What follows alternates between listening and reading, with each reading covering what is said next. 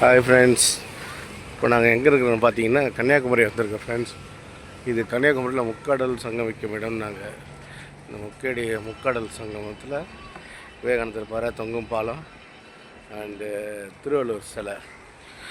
இங்கே பார்த்தீங்கன்னா அழகான பொம்மைகள்லாம் இருக்குது. அதையும் இங்கே விற்றுட்ருந்தாங்க, அதையும் பார்த்துக்கிறோம். அதையும் பார்த்துட்டு இந்த கோயிலை தரிசனம் பண்ணோம், இந்த அம்மாவை தரிசனம் பண்ணோம். நம்ம தரிசனம் பண்ணிட்டு